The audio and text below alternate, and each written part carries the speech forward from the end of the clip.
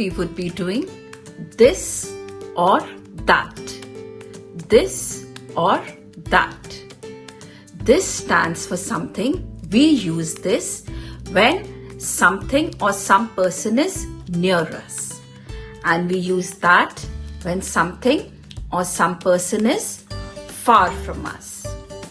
So children, let's do this or that. This or that. This is used for something or someone near to us. But it has to be one person or one thing. That is used for someone far from us, far away from us, not near to us, but again it has to be one person or one thing. So let's just do it once again. This is used for someone near us, but it has to be one person or one thing. That is used for something that is far from us, but again it has to be one person or one thing. Let's look at some sentences to understand it better. As I told you, that is used for something that is far from us. But how will we come to know that something is far from us? How will we show that something is far from us? We will use an arrow. We will use an arrow to say that the thing is far from us. So we use an arrow to show that the thing is far from us. Now here we have a blank space. Here we have a blank space. And we have to use this or that in the space. We have to use this or that in the space. Now how do we come to know what has to be used? This or that? Let's read the first sentence. In the first sentence, the dog is close. So this would be used in it. So we will write this here. This is my dog.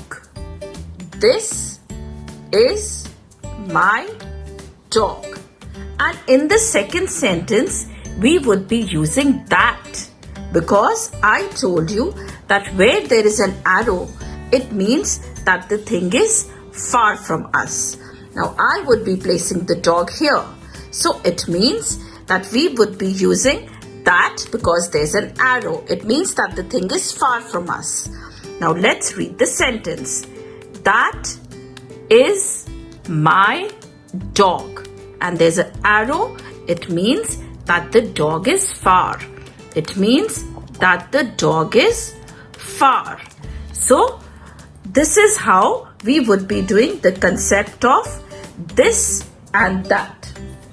Let's see one more picture and let's see whether we know where to place this or that. Now the sentence is, these are the sentences. Both the sentences are the same, but we have to see where we have to use this and where we have to use that. As I told you, the arrow means that something is far from us. It means that something is far from us. And when something is far from us, what do we use? We use that. When something is far from us, we use that. So in this sentence, we can see that the fox is far from us. So we would be using that. And let us read the sentence. That is a fox. It means that the fox is far. So that is why that is used. It is far and the arrow is also used. And now let's see here. Now the fox has got near. It is closer and the arrow it's not used. So what would we be using here? We would be using this.